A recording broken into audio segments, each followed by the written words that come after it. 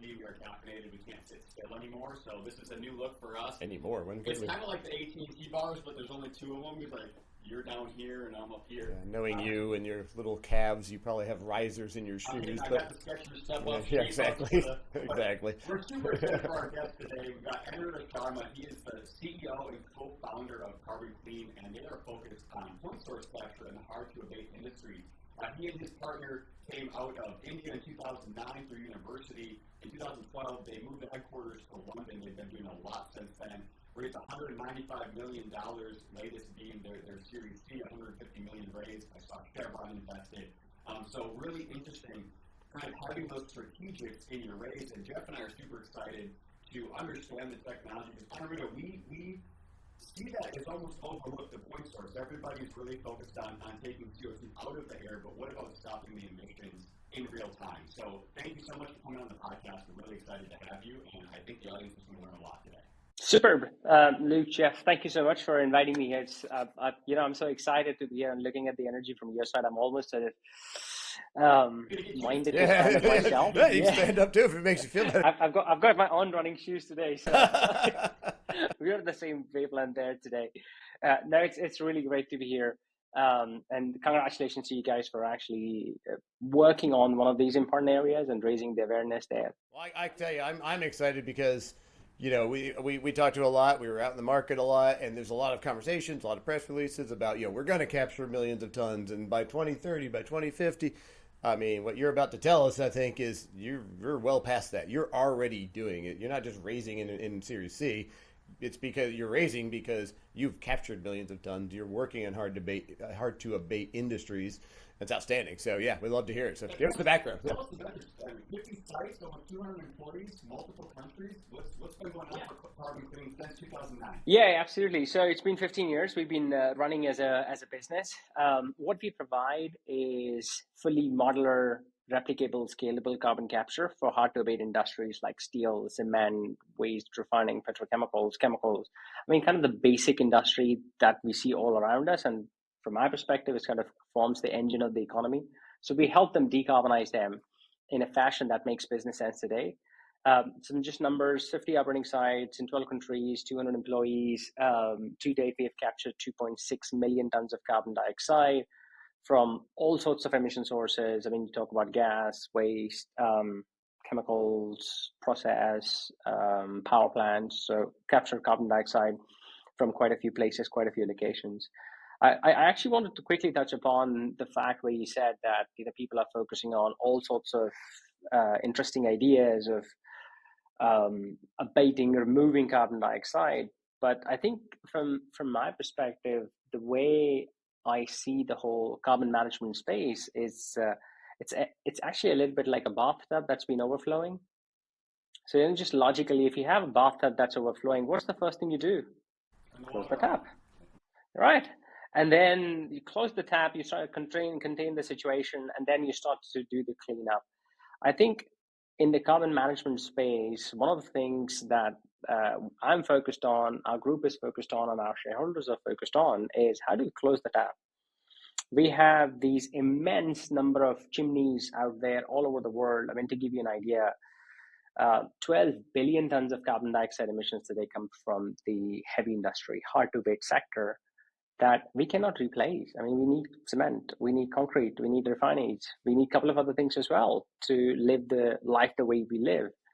So how do you actually close the tap on these 12 billion tons of CO2 emissions coming from all those chimneys and pipes?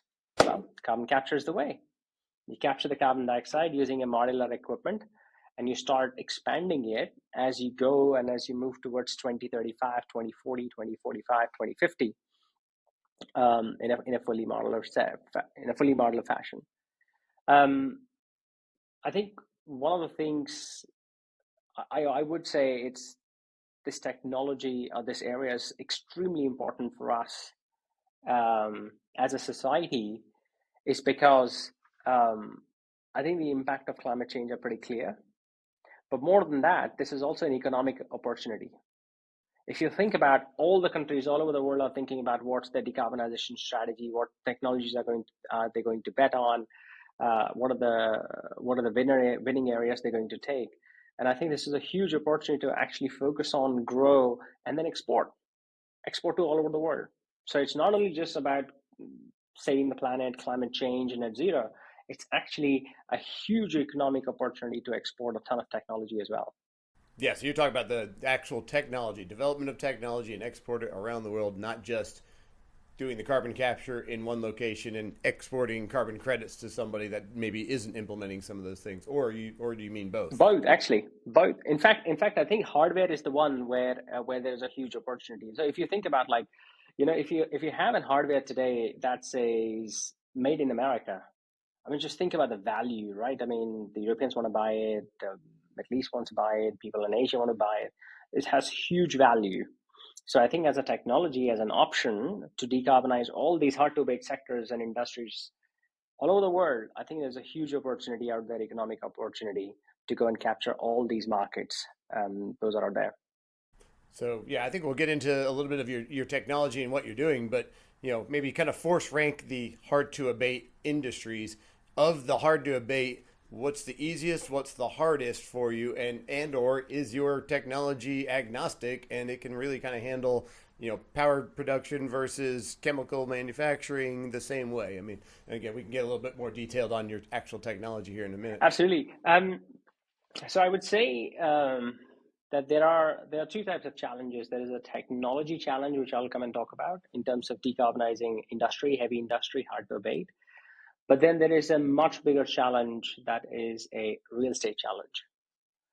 Most of the industry that we see today was probably built in like 1960s, maybe 70s, maybe 80s. And they were, at that point of time, they were built outside a big city. Now there are people living around it. There's no space to actually expand anything or build anything new. So finding an industrial facility with space available to decarbonize is actually the biggest challenge. So you sort of start working backwards from there. Like, what are the practical challenges? If you don't have space, nothing is getting built on the site. So space is the biggest challenge. The second, in terms of the technology, and you said, let's rank where is it hard and where it's easier. I mean, natural gas driven systems, natural gas fired power stations are a little bit hard because there's just such a little amount of CO2 in the flue gas, 4%, 4.5%, versus the other heavy industry like cement are a little bit easier because you have like 15, 18% CO2 in the flue gas. So they're a little bit easier. Our technology, which we call a Cyclone CC, I'll tell you a little bit about that, but our technology can actually cater to a whole range, a whole suite of flue gases. But the biggest practical challenge our product is solving is actually the real estate. It can fit inside a space that's actually 10 times smaller compared to conventional technology that you would see today. Wow. I can't, it's so funny to just basically brush over what are real complexities to capture CO2 in different concentrations with different contaminants and say, we've really done it. We took care of that, no problem. But we've also scaled the technology down. So I definitely, and I'm excited to unpack Cyclone, and what does that look like. But really, Aniruddha, how are you supplying different offerings based on steel versus electrification versus hydrogen? Or is it kind of just one singular black box that can take the 4% and you design for that, and it also takes the 18% off cement? What does your product offering look like as we look at different sources? Yeah, so we actually offer a standard box that can actually go and fit it at the back of like all these different emitters, like a gas-fired power station with 4% CO2, a chemical plant with 10 to 12% CO2, a cement plant with 15 to 18% CO2. So we have the same box. The difference is the throughput of the production capacity.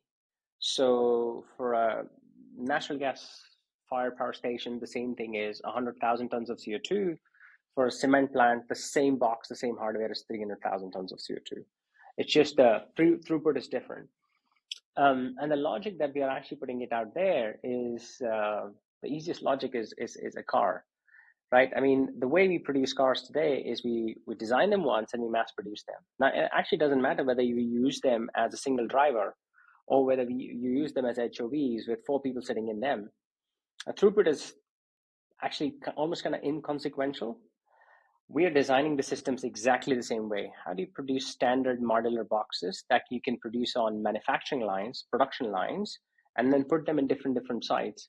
Because the thinking is, if you produce enough of them, you would optimize the cost for all of them. Yeah. Well, and then if you take optimization for capture off sources, there also comes into the question flow rate. And my understanding is you're not capturing a ton a day. You're capturing hundreds of tons a day, 100,000 tons a year in some installations. So you've really optimized like volume along with variation in source. You want to talk a little bit about how you scaled down moving that much flue gas through your installation? And to add to that, I just want to ask the question about, you said cycle time. Is that basically the time for the absorbent? I always want to say put the A in there. The absorbent to capture on that 4% versus the capture on the 18%, reheat, release it. Is that the cycle time that is the obstacle right now? Yeah, absolutely. So I think I'll probably work the questions backwards. So so the cycle time is actually definitely the big obstacle, which is in natural gas fired systems, you're probably trying to catch like 3 or 4 molecules out of 100, because only that much is CO2. In cement, you probably got a little bit of a leeway where you've got 18 molecules out of 100. So the process changes a little bit and the residence time changes. So you have to design the processes so that they can actually match the residence times both, or you can increase the mass transfer pretty significantly in both the processes. So have much more mass transfer for the cement side and a little bit lesser for the natural gas systems. So, and I think that's a flexibility that's something that we built in the Cyclone product.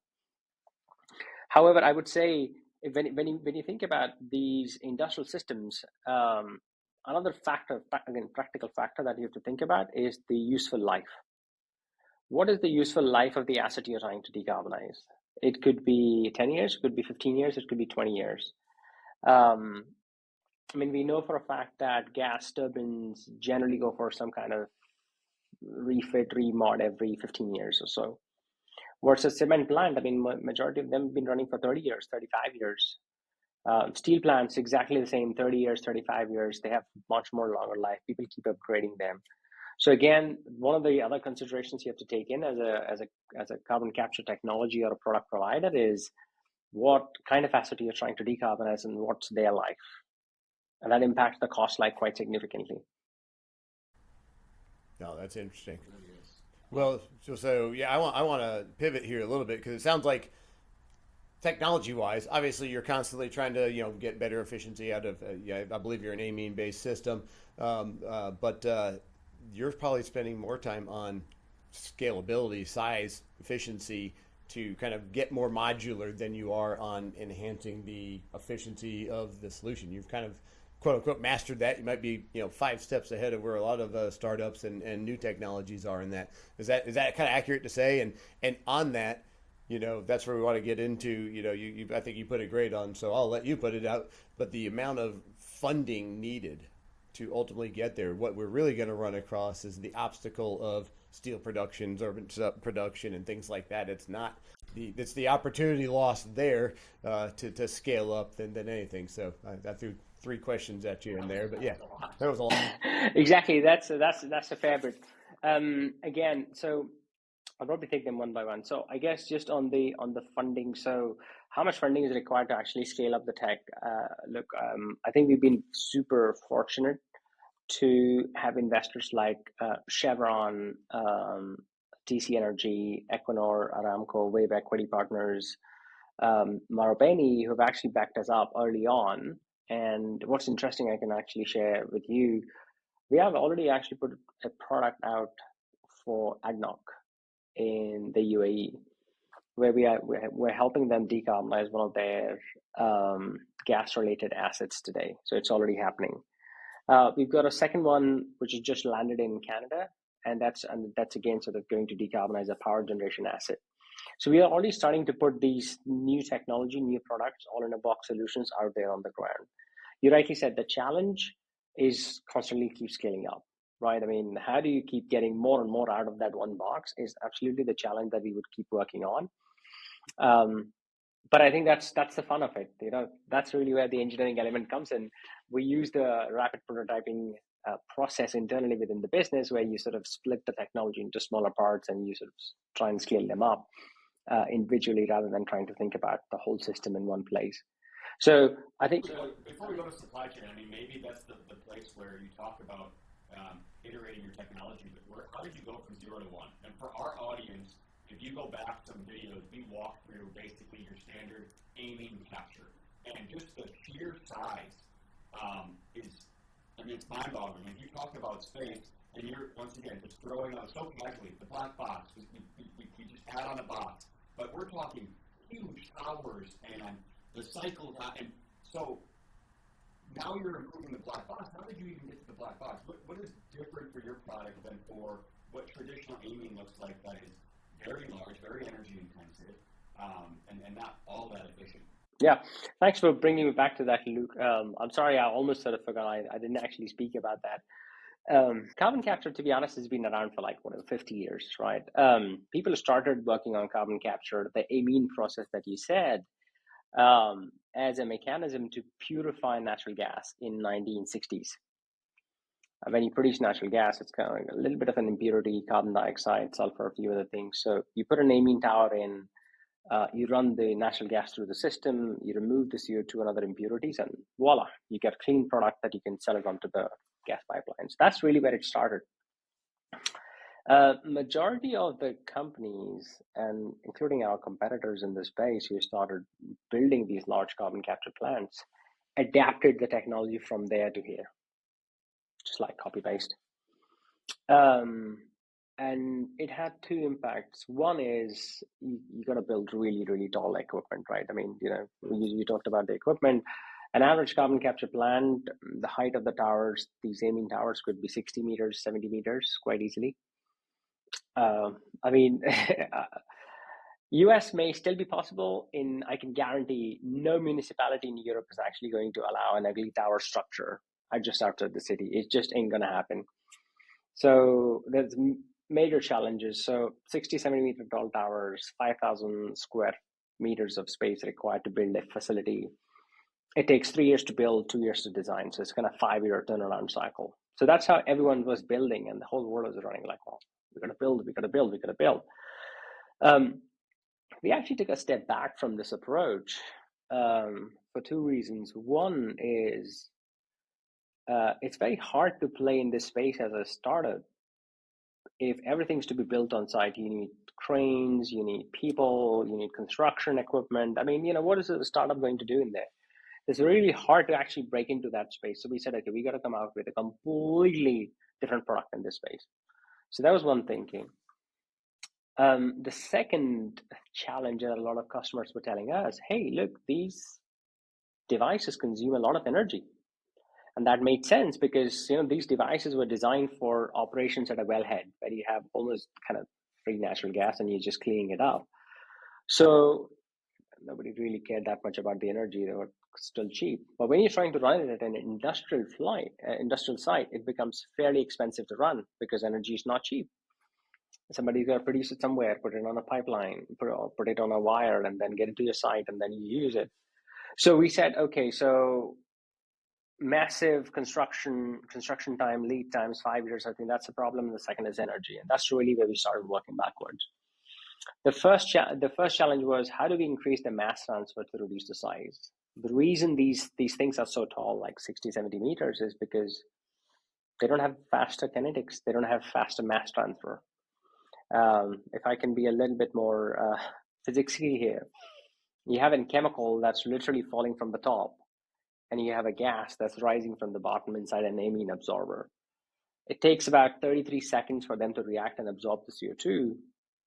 So Newton's second law, zero velocity, gravity, 33 seconds, 60 meters. There's just total retention. Exactly. So there's, it just... As we need less bonding time, the tower could get smaller. Yeah, exactly. So the only variable you can actually change there is the gravity. If you can go from 1G to 2G to 5G to 9, 10G, that's it. That's the only way. So we actually designed a system where you can increase the gravity by 10 times. And what we call that is the rotating packed bed. There's essentially, how can I define it in a normal way?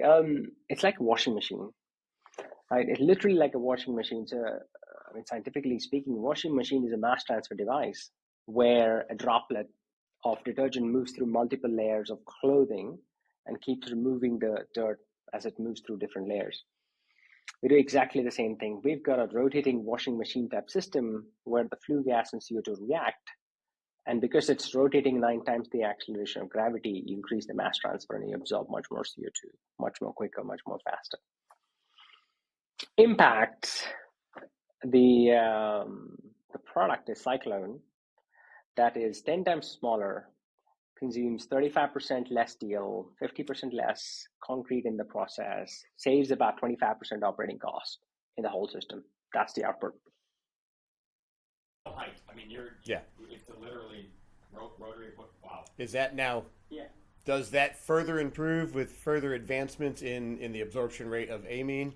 And then maybe just to kind of level set, and maybe I'll term it wrong, but what's the efficiency of amine today as far as its absorption rate per surface area, and where do you see that advancing over the next 5 to 10 years based on what you guys are working on? Yeah, it's a great question. Great question. Not a lot of people actually go down to the molecule, so I absolutely love it that you're going down to the molecule. So the efficiency in terms of these amine systems from kinetics perspective is, if you want to load up a chemical, you probably need like 33 seconds of residence time. We've got it down to maybe like 16, 17 seconds. So we've actually got it down by 50%, or we've increased the efficiency. We've doubled the efficiency effectively for the same amine within the system.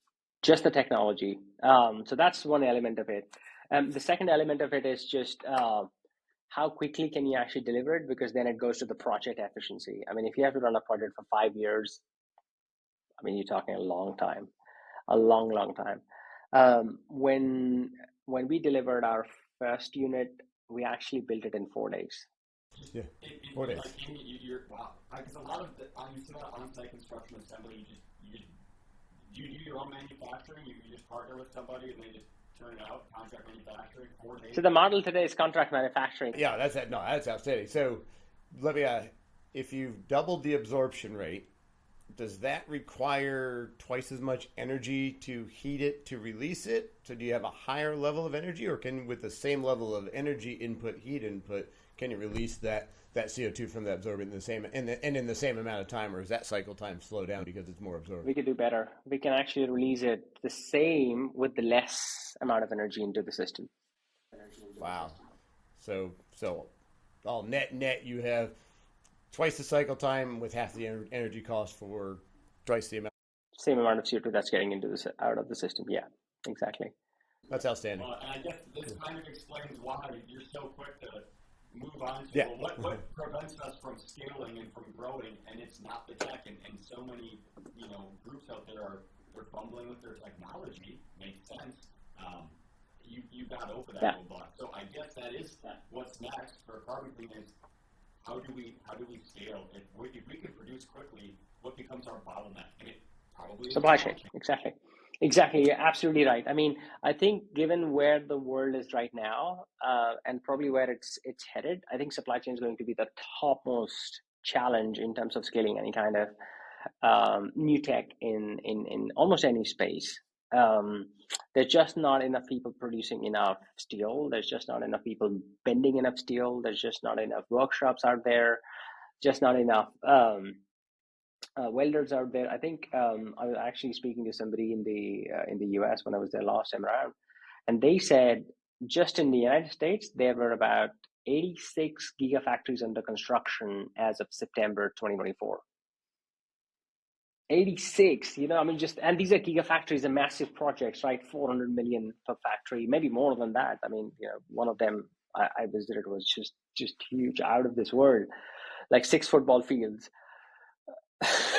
It's only going to increase. I mean, this is just for timing. We're midway through January here, and OpenAI and SoftBank just announced. I mean, it was already kind of previously announced, but there's like another $600 billion being invested, and so exactly what you said. Steel is going to be at an absolute, bare minimum of availability, and more as importantly, probably, and the biggest thing is going to become electrical, right? Electricity. I mean, we don't have the power to support all these things. Now we got to go make more steel, also very power hungry industry, and more steel to produce both of these things. And that's ultimately, as the demand rises and the supply decreases, the price goes up. So the cost of this equipment just inherently is going to go up because we don't have, what's the priority? Do you want to build more data centers, or do you want to build more carbon capture equipment, or solar panels, or wind turbines, which probably not ever going to happen? But yeah, no, that's really interesting. Yeah.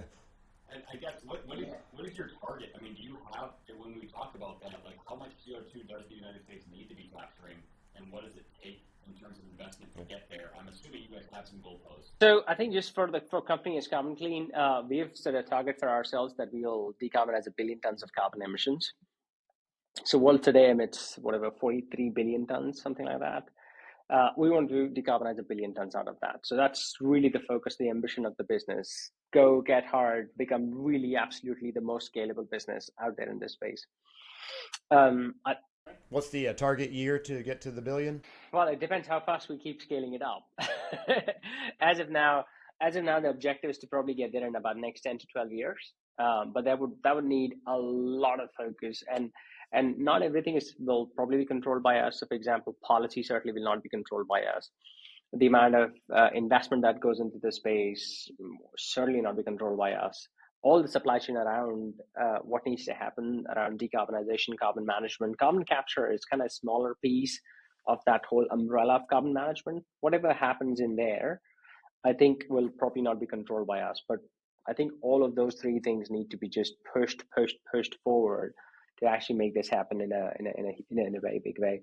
And I think this probably goes to Jeff's point as well. I mean, you've got like competing priorities, right? I mean, you've got AI data centers to build. You've got the civil infrastructure to be built because you want sort of to improve people's life. Huge spending maybe on defense. And then there's the carbon capture decarbonization bit, which is also required at the same point of time, considered in all the other things those are going on. So does it become crucial enough for your business where you start to vertically integrate and try to control more of your supply chain, maybe upstream where you wouldn't have thought previous? And I think we probably sit there and say, ooh, focus on your technology, focus on what you're good at. Yeah. But if that becomes your bottleneck, does it make sense to expand up downstream and start to control some of that for yourself? And obviously that requires huge investment. But yeah, where do y'all sit there? Like for where we are as a business, I think we'd like to focus on converting the technology to a fully scalable product that has huge reliability for our customers. And everyone says, let's just go and get the product to standard. We know it, we know how it runs. So that's where we focused on. I think in terms of supply chain, we are currently partnering with people. So I think I will probably give a great example of our partnership with Samsung for expanding our product and decarbonizing the ships out there. 10,000 ships running all over the place. It's too hard to actually run them on batteries. I mean, where would you charge them in the middle of an ocean? Too hard to run them on hydrogen. So the easiest thing is you actually let them run whatever they're running right now, but you capture CO2 at the back of a stack. So we started partnering with Samsung in there because they've got the access to this massive manufacturing facility, but at the same point of time, they're really good at manufacturing stuff. So as a business, we are focusing for right now on the supply chain bit.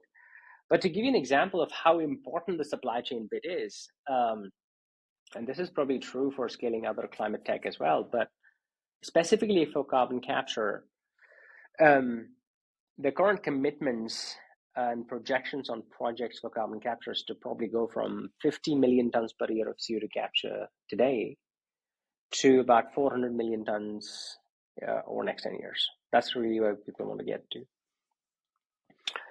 To get to 400 million tons of carbon capture installed capacity, that means about $60 billion of hardware need to be churned out, kit need to be produced over the next 10 years. Where the world is today is we could probably manage and I'm using the word probably, if everybody push quite hard, we can probably get to 20 billion of hardware, right? So there is a massive gap in terms of what is required just in this space. And this hardware is just 10 companies, in the world today. If you just add their spending over the next 10 years, you actually get to this number. So as much as I really want to go back to the marine, because that's a little near and dear, I did a lot of work on LNG when they were converting from diesel to LNG, and there's all sorts of regulations and the infrastructure around doing that and bunkering. Now you're going to capture CO2 on board, but now you have to have the place to put it off board it once you dock and things like that. But I agree that industry I think makes up 8 to 10% of emissions alone, and so it does. That's a great opportunity, and there's huge volume. But we won't go down that path because I want to go to a little bit of the policy aspect of it and kind of what you're saying. But before, so it's a two-part question. You've got 50 plus installations. Millions of capture tons. What your customer base, what's their motivating driver other than obviously to decarbonize, but financially, are they carbon credits? Are they carbon offsets? Goodwill? What is driving those of, kind of the cross section of your customer base? And then given that answer, with every, the change of administration in the U.S. and things like that, even really globally, you're seeing a little bit of a step back from some of these initiatives. CDRs, the carbon trading markets are kind of struggling right now. What, your crystal ball into the next 5 years, where do you see some of that going and impacting either your business or the carbon market? I think the first question is on the business model is the prime questions, like, so why should anybody decarbonize their existing sites, locations, whatever they're doing? What's the prime business driver to actually make this happen? I think there's obvious policy support to progress some of this forward. For example, especially in jurisdictions like US and Europe, where there's a carbon credit value and carbon, Canada, Singapore, Japan. So there are a couple of places where there's regulatory driver and support. But I think the number one prime business reason anybody would decarbonize their existing production is to create a differentiation. I think we are in a world where every single buyer, it doesn't matter whether you're a retail buyer or you're a corporate buyer, everyone is looking for differentiation, right? I mean, price is one differentiator, but you would always look for that extra. What is it I am going to get extra if I buy this from you? I think we offer our customers, especially in hard-to-abate sectors, that extra differentiation. If you could actually go and put a label on your product that decarbonized cement, decarbonized steel, decarbonized chemicals, I think it's a huge differentiation, especially if you are actually in an export-led market or export-led industry. So that's the one business driver, clear business driver there. I think to the point around crystal ball and going forward, I actually don't think that the situation is going to change. In fact, it's actually going to improve in favor of people who are focused on creating that differentiation. I just genuinely believe that's going to happen. I think majority of the world, especially the developed world, is kind of convinced that we have to do something about climate change. It is scientifically proven that it's actually a phenomenon that's been progressed quite a lot because of the man-made carbon emissions going into the atmosphere. So I think that's kind of scientifically proven, that debate. So I think the premium you would get for creating that differentiation is going to increase in value. I've never heard somebody say the reason is we're going to put it on the consumer and differentiation product, and I think this is why. My thought. If I make a widget for $2 and I make a $20 million investment to capture my CO2 and now my widget costs $4, maybe that's hard, but if my widget now costs $2.02 and I put that label on and the consumer can justify, all of a sudden there is a means there, and that's probably your product being less expensive, less energy intensive than what's on the market today. And then you probably see this interesting phenomena of, well, everybody has to play catch up, and me to it, because if my product doesn't have that, what do I have? And so it wouldn't make sense unless the price was right that the product could bear the expense of carbon capture. So I will ask, you're more efficient, you're scaled down, location premium, not having space, that's all great. Is your product less expensive? Well, this is exactly what that's an interesting driver, Luke. And I think just the example you gave, I think is super good. $2.02, on the top. I think $4 like nothing works. Let's not even bother about it. But I'll give you some real life examples. So, for example, we looked at some work on what's the cost of decarbonization, carbon capture specifically, for finished goods.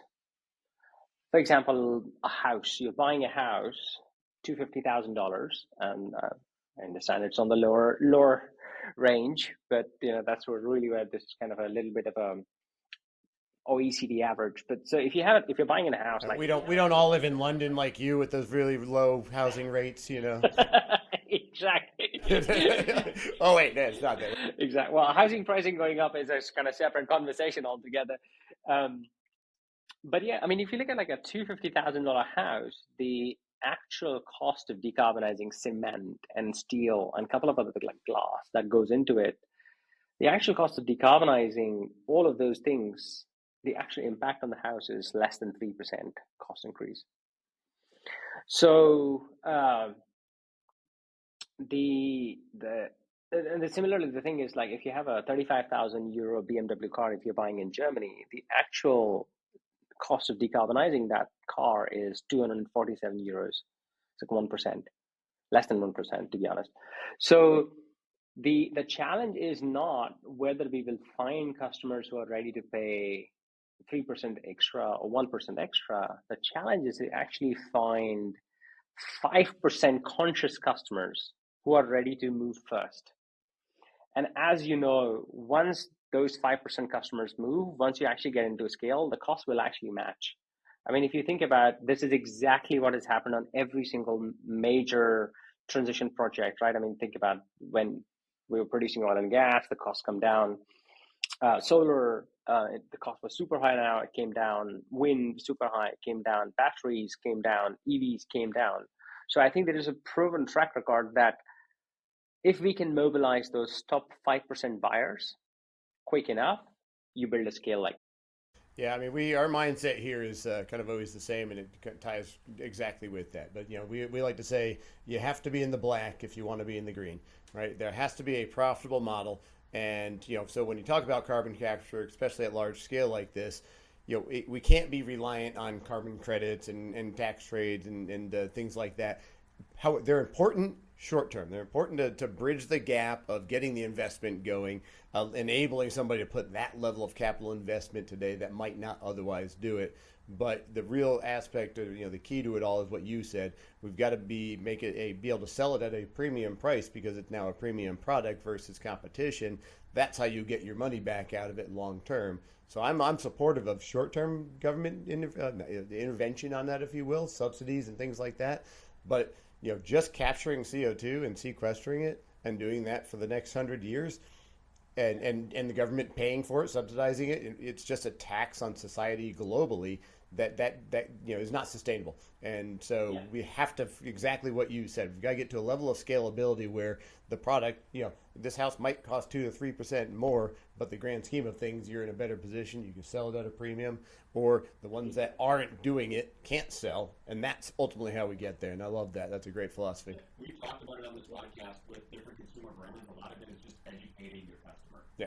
And so that goes to the beverage companies in the world using CO2 and where their CO2 comes from. And so it's interesting. I have faith in the consumer. I actually like that thought process. But supply chain is a bottleneck. Infrastructure is a bottleneck. And let's go ahead and throw the consumer in there too. We've got some work to do. We are cheap. It's kind of the point of the podcast, though, right? Is to bring people like you to tell that story, and hopefully, 1% goes to 2% to 3%, your 5 goes to 10. Maybe not yet with this following. Do we turn the needle? I don't know, but it's so good to kind of get word out because I do think people care. They just may not know. Absolutely, and I think what's even more interesting is the conversation people have in their homes. So I actually speak to quite a few of my friends who've got high school kids, and they would actually come back and ask questions around, well, why can't we actually get solar panel on our roof? The rooftop solar, it helps you do this. Oh, have you read about this? Why aren't we actually driving an electric car? Those two kids in my school have got an EV. I've got a Tesla. I've got this. I've got that. So I think it's the next generation that's actually bringing the conversation back home, and I think that's what is going to drive the conversation forward. It already is driving. I do want to touch on your point specifically about a little bit of a step back as far as the green investments and the spending that's concerned.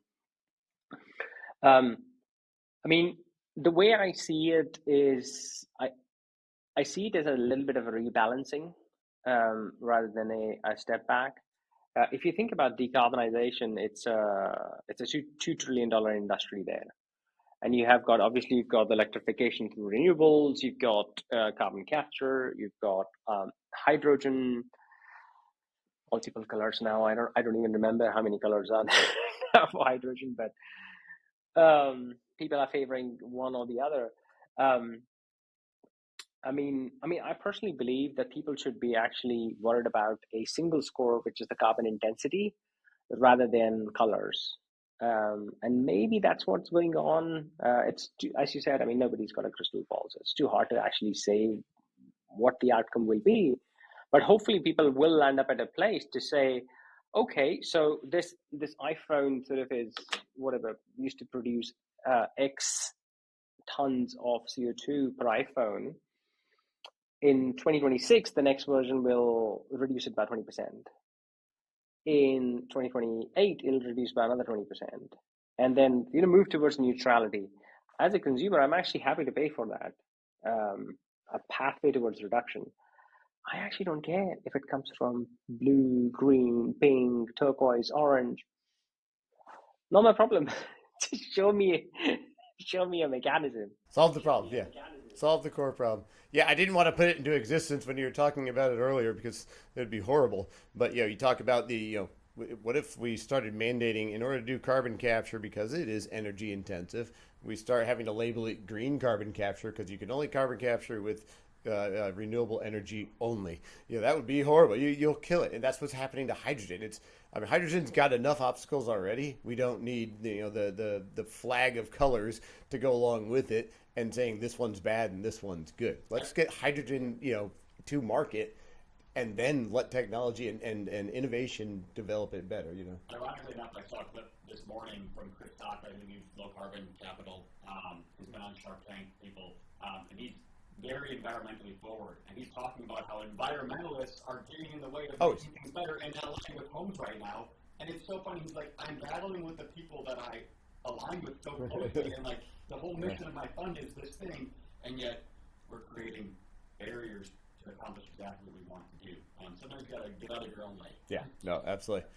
Well, hey, we could talk to you for hours, and we'll absolutely have to have you back on. We always love talking with you.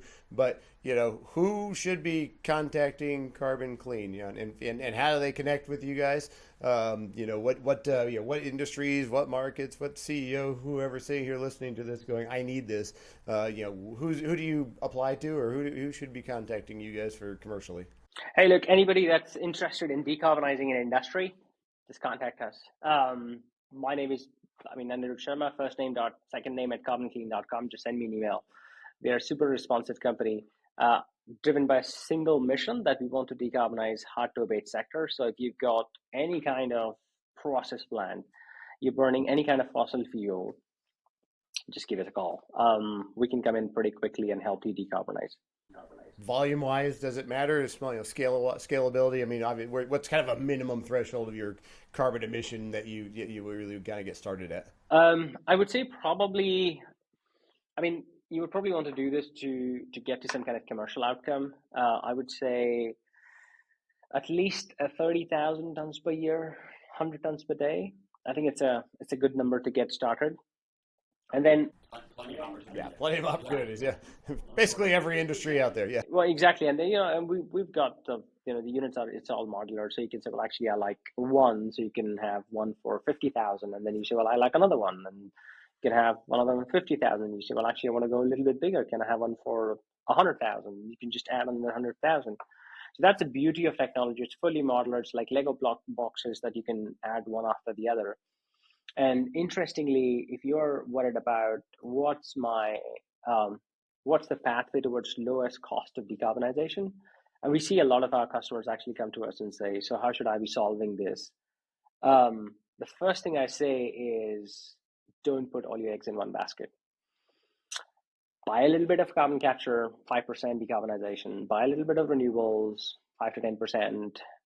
If you've got access to biomass, try some of that. If you've got access to hydrogen, any color, try some of that. I mean, just get started and try a few things and then see which one of them you could scale.